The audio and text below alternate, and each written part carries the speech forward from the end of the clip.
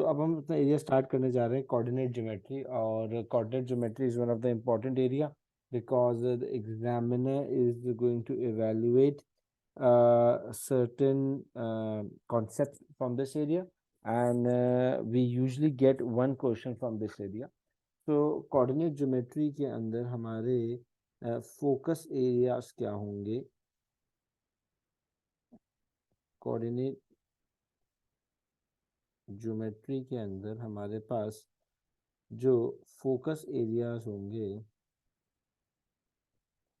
Of the examiners वो होगा concept of gradient, ठीक है, मिड पॉइंट,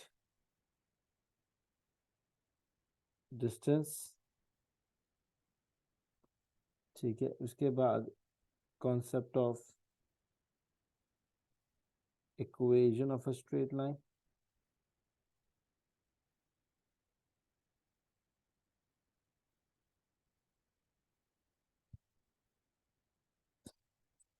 उसके बाद concept of parallel and perpendicular lines, point of intersections,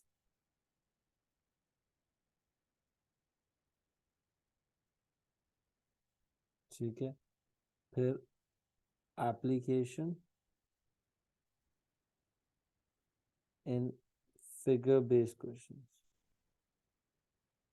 जो आपके फिगर बेस्ड क्वेश्चंस हैं, इन सारे कॉन्सेप्ट्स को जब आप अप्लाई करने जाते हैं, ठीक है, तो वो सारे concepts ultimately figure based questions में आके मर्ज हो जाते हैं। उसके बाद है properties of a circle and equation of circle. इसी के अंदर जो नया एडिशन हुआ है पिछले 2 सालों के अंदर वो है इक्वेशन ऑफ अ सर्कल। तो सर्कल्स की प्रॉपर्टीज को पढ़ेंगे, सर्कल की इक्वेशन को अप्लाई करना सीखेंगे, इसको कैसे बनाते हैं, क्या कैसे होता है, वो सब देखेंगे। तो सबसे पहले हम स्टार्ट करने जा रहे हैं वो कॉन्सेप्ट जो which you might have studied earlier. It's a revision but the entire application is new. Coordinate geometry में हम मेजरली फोकस कर रहे होंगे स्ट्रेट लाइंस के ऊपर, स्ट्रेट लाइंस के ऊपर। तो अगर हम स्ट्रेट लाइंस की बात करते हैं तो स्ट्रेट लाइन की इक्वेशन जो है वो किस तरीके से लिखी जाती है? तो हम कहेंगे equation of a straight line, equation of a straight line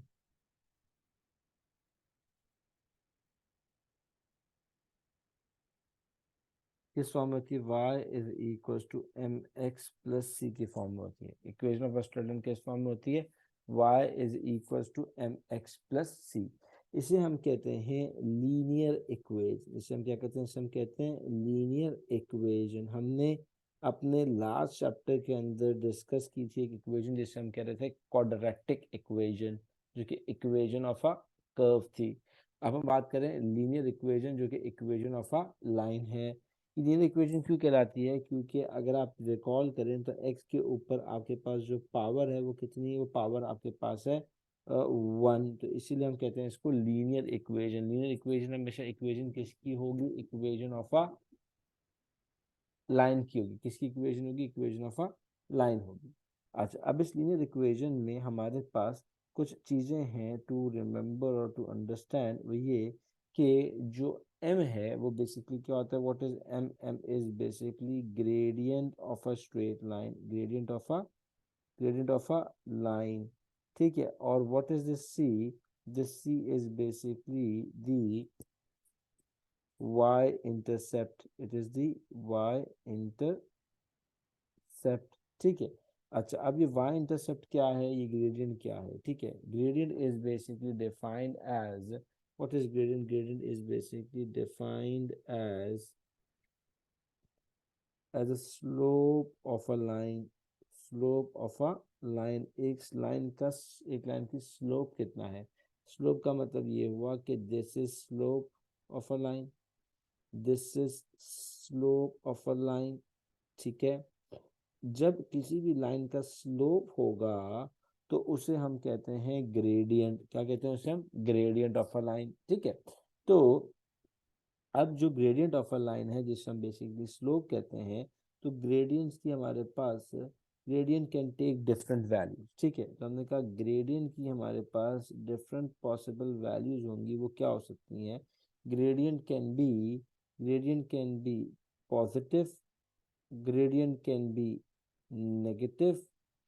ठीक है, ग्रेडियंट अगर एक लाइन होगी, अगर उसका ग्रेडियंट नहीं होगा तो एक स्पेशल किस्म की लाइन होगी, उसको हम अभी आगे डिस्कस करेंगे। तो भी हमने कहा कि gradient can be positive, gradient can be negative, and gradient is basically gradient can also, gradient zero होगा तो उस लाइन का स्लोप नहीं होगा, उस लाइन का स्लोप नहीं होगा। ठीक है, तो ग्रेडियंट पॉजिटिव हो, नेगेटिव हो, जीरो हो, ग्रेडियंट का रिप्रेजेंट करता है, ग्रेडियंट रिप्रेजेंट करता है स्लोप ऑफ अ लाइन। ठीक है, अब ग्रेडियंट पॉजिटिव कब होता है, ग्रेडियंट नेगेटिव कब होता है, ग्रेडियंट जीरो कब होता है? If we take example of a line, for example if we consider a line, this is X axis, this is Y axis. अगर मैं इस लाइन को ड्रॉ करता हूँ, अगर मैं इस लाइन को ड्रॉ करता हूँ, तो इस लाइन पे हमारे पास डिफरेंट कोऑर्डिनेट्स होंगे। ये कोऑर्डिनेट, ये कोऑर्डिनेट, ये कोऑर्डिनेट, ये कोऑर्डिनेट, ये बहुत सारे डिफरेंट कोऑर्डिनेट्स हैं। और इस डिफरेंट कोऑर्डिनेट्स हमारे पास एक्स की वैल्यू भी है, हमारे पास वाई की वैल्यू भी है, हमारे पास एक्स की वैल्यू भी है, हमारे पास वाई की वैल्यू भी है, हमारे पास एक्स की वैल्यू भी है, हमारे पास वाई की वैल्यू भी है। ठीक है, अच्छा, तो हमने कहा ये x1 होगा, ये x2 होगा, ये x3 होगा, ये x4 होगा, ये y1, y2, y3 and y4।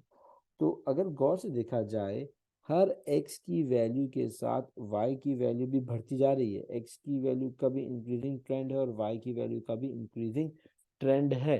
ठीक है, जब x की वैल्यू का भी इंक्रीजिंग ट्रेंड है और जब y की वैल्यू का भी इंक्रीजिंग ट्रेंड है, तो इस सिचुएशन में लाइन का ग्रेडियंट एक स्पेसिफिक ग्रेडियंट को रिप्रेजेंट कर रहा होता है। ठीक है, तो हमेशा याद रखना कि पॉजिटिव ग्रेडियंट का मतलब ये हुआ कि slope is increasing, slope is increasing. When we say slope is increasing, इसका मतलब ये हुआ कि values of X and Y are increasing, के एक्स की वैल्यू भी बढ़ती जा रही है तो साथ साथ वाई की वैल्यू भी क्या होती जा रही है? बढ़ती जा रही है। Slope is increasing, values of X and values of Y are increasing, right? तो अगर हमारे पास पॉजिटिव ग्रेडियंट होगा, अगर हमारे पास पॉजिटिव ग्रेडियंट होगा, तो हमारी लाइन कैसे रिप्रेजेंट होगी? हमेशा याद रखना हमें वो ये कि हमारी लाइन इस तरीके से रिप्रेजेंट होगी। इस तरीके से भी हो सकती है, इस तरीके से भी हो सकती है, किसी भी तरीके से हो सकती है, लेकिन उसका स्लोप क्या होना चाहिए? स्लोप उसका बड़ा होगा, स्लोप उसका बड़ा होगा। तो इसका मतलब ये हुआ कि अगर मैं डिफरेंट लाइंस ड्रॉ करता हूँ, फॉर एग्जांपल मेरे पास एक ये लाइन है, फॉर एग्जांपल मेरे पास ये लाइन है, इन सारों के ग्रेडियंट मतलब m will be greater than 0, which means in all the cases m will be positive, because अगर आप गौर करें तो जैसे ही x की वैल्यू बढ़ती जा रही है हर पॉइंट पे, y की वैल्यू भी क्या होती जा रही है? बढ़ती जा रही है। ठीक है, यहाँ तक कोई सवाल? ओके, अब हम बात कर रहे हैं नेगेटिव ग्रेडियंट। इसका मतलब ये वो, जब हम नेगेटिव ग्रेडियंट की बात करते हैं तो आप उसको याद कैसे रखेंगे? आप उसको याद ऐसे रखेंगे कि आपका ग्रेडियंट का स्लोप जो है वो क्या कर रहा होगा? वो ग्रेडियंट का स्लोप जो है वो डिक्रीज कर रहा होगा। वो कहाँ क्या कर रहा होगा? वो डिक्रीज कर रहा होगा।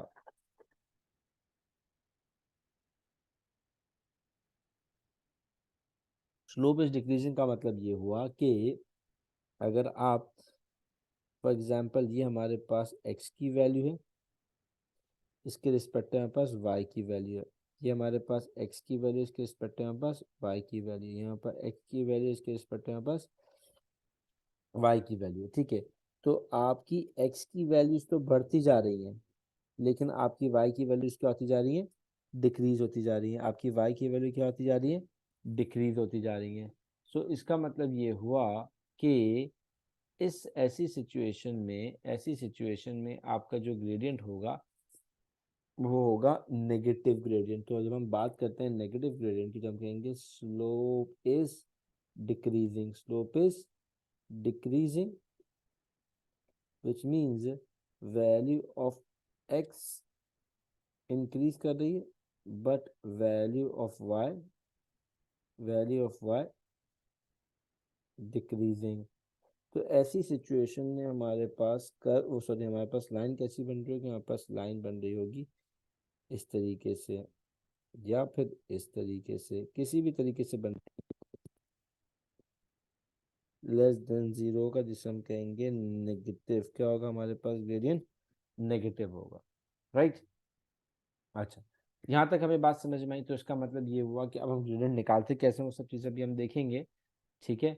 लेकिन बात यह है कि अगर हमें लाइन ड्रॉ करने आती है या हमें लाइन की अगर बात ग्रेडियंट की बात की जाएगी, तो we know what is the reason that a line has a positive gradient and a line has a negative gradient, ठीक है.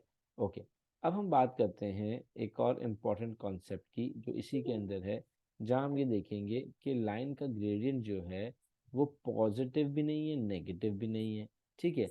तो ऐसी सिचुएशन में लाइन का ग्रेडियंट क्या बनेगा और वो लाइन किस तरीके से रिप्रेजेंट हो रही होगी, ठीक है. तो हमने कहा तीसरी कैटेगरी ऑफ ग्रेडियंट होगा जहाँ लाइन का ग्रेडियंट हम कह रहे हैं जीरो. अच्छा, जीरो का मतलब क्या हुआ, जीरो का मतलब ये हुआ, फॉर एग्जाम्पल आपके पास मैं कहता हूँ ये एक लाइन है, ठीक है. अच्छा, ये एक लाइन है, ठीक है. ये एक लाइन है, इस लाइन का कोई भी स्लोप नहीं है. जब लाइन का स्लोप नहीं है, इसका मतलब इसका ग्रेडियंट क्या हो गया, ग्रेडियंट हो गया जीरो, ठीक है.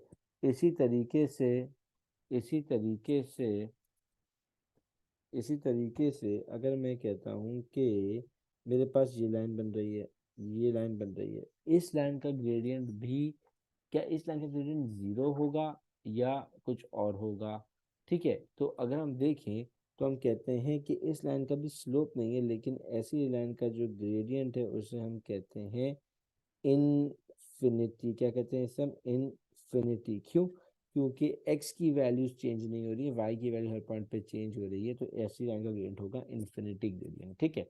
लेकिन दोनों में स्लोप नहीं है, तो इससे मेरी equation of a line change हो जाएगी. तो अभी हमने देख लिया कि हमें जो है वो एक ओवरऑल हमने देख लिया कि ग्रेडियंट पॉजिटिव भी हो सकता है, नेगेटिव भी हो सकता है, जीरो भी हो सकता है, और किसी लाइन का ग्रेडियंट इन्फिनिटी भी हो सकता है, ठीक है. अच्छा, अब हम ये देखते हैं कि अगर हमें किसी भी लाइन का ग्रेडियंट कैलकुलेट करना है, ठीक है, अगर हमें किसी भी लाइन का ग्रेडियंट कैलकुलेट करना है, तो किसी भी लाइन का हम ग्रेडियंट कैसे और किस तरीके से कैलकुलेट कर सकते हैं. तो वो आप ग्रेडियंट के लिए बड़ा बेसिक सा फॉर्मूला है, हमेशा याद रखेंगे एक चीज़, वो ये कि अगर हम किसी भी लाइन की बात कर रहे हैं, तो लाइन पे we have different coordinates to calculate gradient of a line, calculate gradient of the line using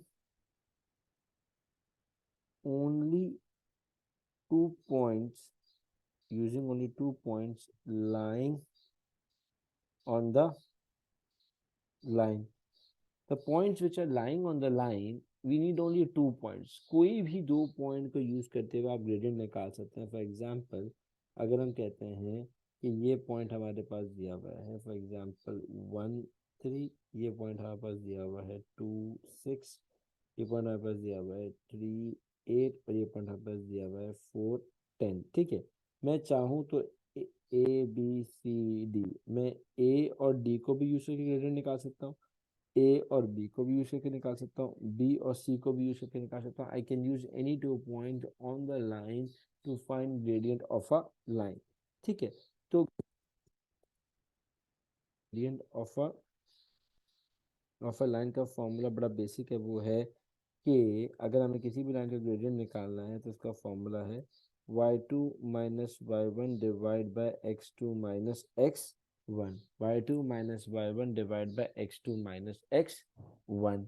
ये आपका फॉर्मूला बनता है जब भी आप लाइन का ग्रेडियंट वर्कआउट करेंगे या जब भी आप लाइन का ग्रेडियंट क्या करोगे, कैलकुलेट करोगे. अच्छा, अब ये फॉर्मूला कैसे अप्लाई होगा कि क्योंकि हमने कहा हम कोई भी 2 कोऑर्डिनेट को यूज कर सकते हैं.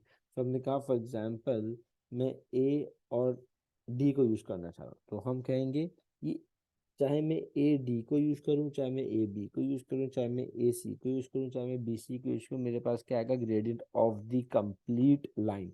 अगर ऐसा नहीं है कि मैं इन दो पॉइंट्स को यूज करूंगा तो मेरे पास सिर्फ इस पॉइंट का ग्रेडियंट आए, इस पोर्शन ऑफ द लाइन का ग्रेडियंट आएगा, नहीं। क्योंकि लाइन का एक बड़ा स्पेसिफिक फीचर भी हम डिस्कस भी करेंगे। तो चाहे मैं ए बी को यूज करूं, ए सी ए डी को, मेरे पास पूरी लाइन का ग्रेडियंट आ जाएगा। तो हमने कहा ग्रेडियंट, फॉर एग्जांपल हमने कहा ए कोऑर्डिनेट हमें दिया हुआ है 1 3, और हमने let's say D coordinate use किया 4 10। तो ग्रेड ऑफ द लाइन हम यूज करेंगे y2 माइनस y1, मतलब 10 - 3 divide by x2 minus x1, तो ये बन जाएगा 7/3 बन जाएगा। तो हमने कहा ग्रेड ऑफ द लाइन कितना बन गया, 7/3। अब यहाँ एक बड़ी इंपॉर्टेंट चीज है, एक बात जो आपने याद रखनी है कि gradient of the line remains same throughout the line, which means कि चाहे मैं ग्रेडियंट ए बी से निकालूं, चाहे मैं सी डी से निकालूं, मेरी पूरी लाइन का जो ग्रेडियंट है वो थ्रू आउट द लाइन क्या रहेगा, थ्रू आउट द लाइन जो है वो सेम रहेगा। मेरा पूरा ग्रेडियंट ऑफ द लाइन क्या रहेगा, सेम रहेगा थ्रू आउट द लाइन।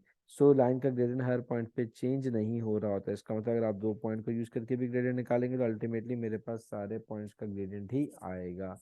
ठीक है, ओके। तो दिस मीन्स कि ग्रेडियंट ऑफ द लाइन अगर मुझे निकालना है तो ग्रेडियंट ऑफ द लाइन निकालने के लिए हम इस कॉन्सेप्ट को यूज कर सकते हैं। अच्छा, अब पेपर में जाहिर सी बात है सवाल इतने बेसिक नहीं आते हैं, सवाल आते हैं थोड़े से डिफरेंट तरीके से। ठीक है, जहाँ वो हो सकता है कि वो आपको ग्रेडियंट दे और कहे कि ग्रेडियंट को यूज करते हुए आप जो है वो हमें जो है वो निकाल के दें, कोऑर्डिनेट्स निकाल के दें। तो उसे हम आगे जाके एप्लीकेशन के एरियाज में डिस्कस करेंगे। लेकिन बात यह है कि बेसिक कॉन्सेप्ट्स हमें क्लियर होने चाहिए, ताकि जब हम उसे अप्लाई करें इन फॉर्म ऑफ क्वेश्चंस तो हमें कॉन्सेप्ट पता हो कि what we are doing and how we have to do it. ठीक है, तो gradient of a line is very simple, and gradient of the line हम इस तरीके से क्या कर सकते हैं, कैलकुलेट कर सकते हैं। इसी तरीके से अब हम कहते हैं mid point of a line, क्या कहते हैं इसे हम, mid point of a line. एक सेकंड वेट करना है। ठीक है, mid point of a line का मतलब क्या हुआ कि we have a line, for example हमारे पास एक लाइन है जिसे हम कहते हैं लेट्स से ए बी, हमारे पास एक लाइन है। ठीक है, और क्वेश्चन कह रहा है कि we have to find mid point of a line. What is a mid point? Mid point is basically a point करेगा टू इक्वल हाफ में डिवाइड कर देगा। ठीक है, so what is mid point? A point which divides the line, a point which divides the line into two equal halves। क्या करेगा? A point which divides the line into two equal half. आप दो equal halves में एक ऐसा point है जो आपकी लाइन को क्या कर देगा, डिवाइड करेगा। ठीक है, तो हमने कहा फॉर एग्जांपल अगर मेरे पास एक ए बी लाइन है तो मैं कहता हूँ अगर ये मेरे पास mid point of the line है विच इज एम, सो अब ये जो एम है, एम पॉइंट से मेरे ए तक का क्या होगा, सेम होगा। तो क्या करेगा, जब ये इक्वल हाफ में कट करेगा तो इक्वल हाफ में कट करने की वजह से क्या होगा, डिस्टेंस फ्रॉम मिड पॉइंट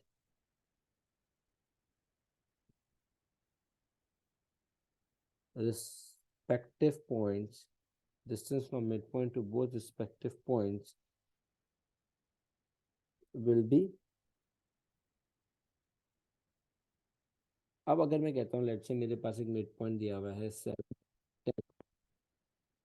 10, 12, तो अगर मुझे मिड पॉइंट फाइंड करना है, अगर मुझे किसी भी पॉइंट का मिड पॉइंट फाइंड करना है, किसी भी लाइन का मिड पॉइंट फाइंड करना है, ठीक है, तो मिड पॉइंट का एक बेसिकली क्या है फॉर्मूला, वो फॉर्मूला क्या है, formula is equals to, formula of mid point क्या है, formula of mid point is equals to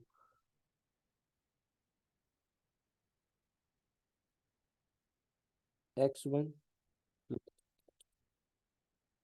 divide by 2 comma y1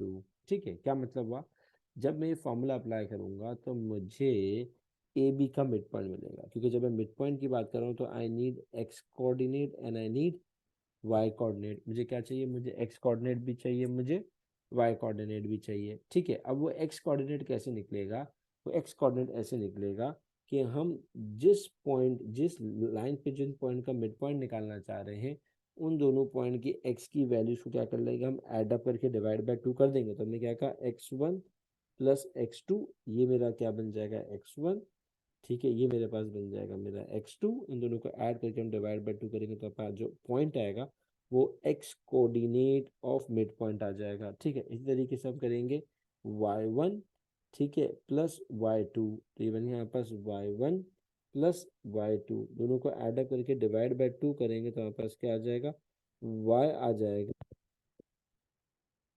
आ जाएंगे coordinate of the mid point. तो क्या करेंगे, हमने कहा 7,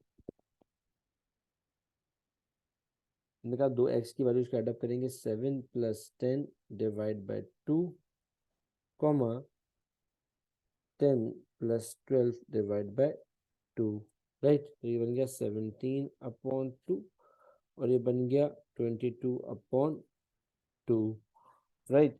सो अब हम जब ये काम करेंगे तो हमारे पास जो है वो आंसर क्या बनेगा, वो ये बनेगा, ये बन जाएगा हमारे पास 8.5, ठीक है, और यहाँ पास बन जाएगा 11। तो हमारे पास मिड पॉइंट के कोऑर्डिनेट्स क्या आ गए, मिड पॉइंट के कोऑर्डिनेट्स आ गए 8, 11।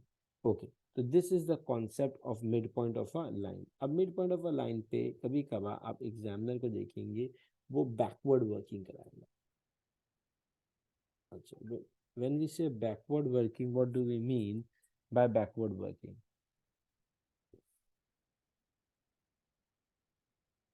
Backward working means midpoint,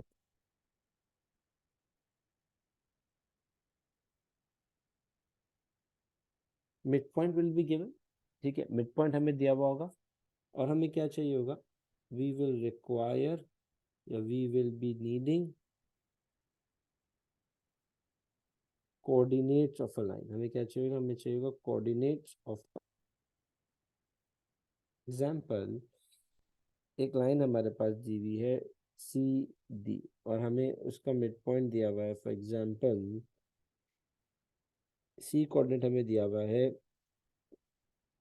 7, 10, ठीक है, और हमें इसका मिड पॉइंट दिया हुआ है 10, 15। क्या दिया हुआ है उसका मिड पॉइंट, हमें 10, 15 दिया। क्वेश्चन कह रहा है कि आप ये बताओ कि डी के कोऑर्डिनेट्स क्या होंगे अगर mid point of the line is 10, बताओ कि एक्स और Y coordinate of point D क्या होंगे अगर mid point of the line जो है वो 10, 15 है। ठीक है, तो अब हम यहाँ करेंगे बैकवर्ड वर्किंग। क्यों, क्योंकि हमें मिड पॉइंट पता है, हमें मिड पॉइंट पता है और हमें चाहिए पॉइंट्स। ठीक है, इससे पहले भी हमने क्या था, हमने क्या था कि हमें पॉइंट्स पता थे लेकिन हमें मिड पॉइंट नहीं पता था, वो तो वो रियली स्ट्रेट फॉरवर्ड चीज़ थी। अब आप भी कहेंगे कि मिड पॉइंट के कोऑर्डिनेट्स हमारे पास क्या बन, कॉमा 15। अच्छा, ये 10, 15 कैसे बन रहा होगा, जब हम 7 + x कर रहे होंगे। हमने कहा 7 x1, this is x1, this is x2 by 2 will be equals to 10 के बराबर होगा, इसके बराबर होगा x coordinate of mid point.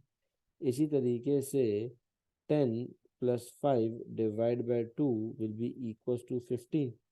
ठीक है, तो अब हम क्या करेंगे, अब हम करेंगे 7 + x is equals to 20 x is equal to 20 minus 7 will be equal to 13, ठीक है। 10 plus y is equal to 30, तो y इज इक्वल टू 20। तो आपके पास कोऑर्डिनेट्स ऑफ, ठीक है, so this will be the coordinates of, this will be x and y coordinates, this will be x and y coordinates।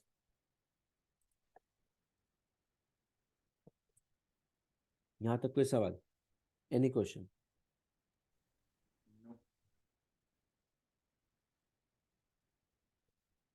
Okay, so now we are moving towards the next area which, because हम basic concepts, small concepts को discuss करके आगे बढ़ेंगे। Now we are moving towards the basic, we are moving towards one more area, and that is, we have done midpoint of a straight line. Now we are moving towards another area, and that is gradient we have done, midpoint we have done, we are moving towards distance of a straight line. We are moving towards distance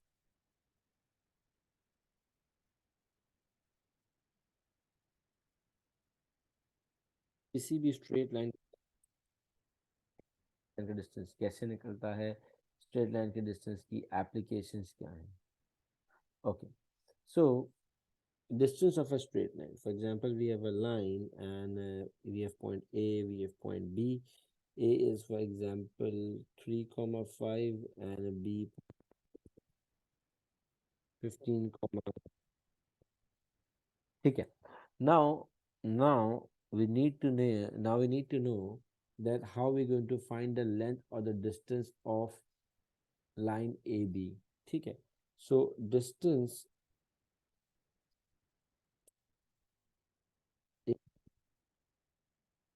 can be calculated with the formula of x2 plus y2 minus plus y2, ठीक है। So this is the formula through which we can calculate distance of a straight line, through which we can calculate distance of a straight line, right? Distance of a straight line। Okay, so distance of a straight line का formula जो हम apply करने जाएंगे तो हमारे पास क्या formula बनेगा, this is x1, this is y1 by 2, so 10 x2 minus x1, so this means 15 minus 3 square plus 2 minus y1, so this means 10 minus 5 का square means equals to 12, 12 square plus 10, so 12 square means 144, and square means 49, right? So yeah, sorry, 25, so this makes is 169 13, so this means we're going to say 13 units. The distance is going to be 13 units, right? Now again, when we talk about distance and we move in the area of distance, examiner evaluates this concept differently by applying the concept of backward distance। जब examiner आपको distance दिया हुआ होगा और वो आपसे कुछ चीज़ें निकलवाने की कोशिश करेगा या आपसे कुछ चीज़ें पूछेगा कि टू अंडरस्टैंड दैट कि आपको कितना आइडिया है कि अगर हमें कोऑर्डिनेट्स दिए हुए हों तो हम किस तरीके से किसी भी एक और पॉइंट का डिस्टेंस जो है वो वर्कआउट कर सकते हैं। फॉर एग्जाम्पल हम एक एग्जाम्पल से डिस्कस करते हैं जहाँ हम डिफरेंट पॉइंट्स को या डिफरेंट एग्जाम्पल्स को या डिफरेंट जो भी हम तक हमने कॉन्सेप्ट पढ़ा है उसे पूरा अप्लाई करेंगे। Example one, coordinates A and B are A comma 2, 3 comma, where A and B are